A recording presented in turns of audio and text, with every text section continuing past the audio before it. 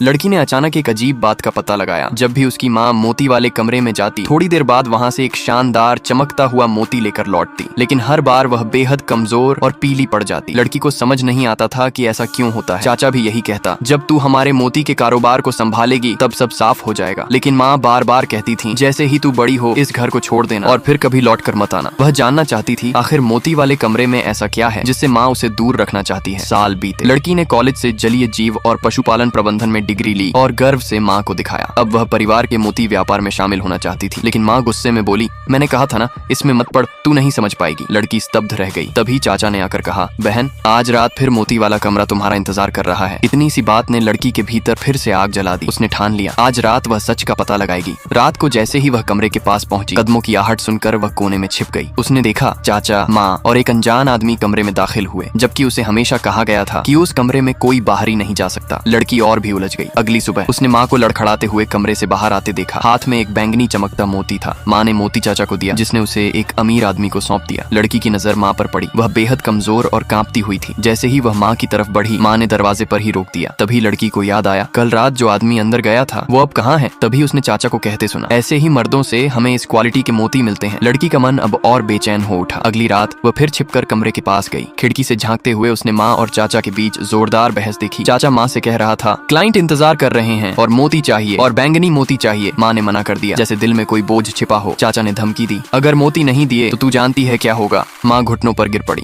और मजबूरी में हामी भर दी। तभी चाचा की नजर लड़की पर पड़ी। लड़की बाहर निकल आई माँ की रक्षा के लिए, लेकिन माँ ने उसे झिड़कते हुए कहा, कुछ नहीं हुआ, मैं बस बीमार हूँ, इस कमरे से दूर रहो हमेशा। माँ की बातों के बावजूद अब लड़की पीछे हटने वाली नहीं थी। उसके बाद लड़की ने देखा हर रात चाचा कोई नया आदमी कमरे में ले जाता। हर बार माँ एक चमकदार मोती लेकर लौटती और हर बार वह और भी कमजोर हो जाती, लेकिन कोई भी आदमी दोबारा बाहर नहीं आता था। माँ की हालत लगातार बिगड़ती गई। चाचा को परवाह नहीं थी, उसे बस अगला मोती चाहिए था। फिर एक दिन माँ बेहोश होकर गिर गई। लड़की गुस्से में चाचा से भिड़ गई, आप माँ के साथ ऐसा कैसे कर सकते हैं। चाचा ने ठंडे स्वर में कहा, अगर हम मोती नहीं देंगे तो भारी जुर्माना लगेगा और तुम्हारी माँ अब काम की नहीं रही। माँ को बिस्तर पर तड़पते देख लड़की का दिल टूट गया। उसने फैसला कर लिया, अब मैं मोती पैदा करूंगी, माँ की जगह मैं लूंगी। चाचा के चेहरे पर चमक आ गई, बहुत अच्छा, आज रात मैं तेरा इंतजार करूंगा। लड़की को भी लग रहा था अब वह माँ का दर्द बांटेगी और उस 20 साल पुराने रहस्य को उजागर करेगी। लेकिन जैसे ही वह मोती वाले कमरे के दरवाजे तक पहुंची, पीछे से माँ की कांपती आवाज आई, रुक जा, नहीं, तू नहीं जानती अंदर क्या है।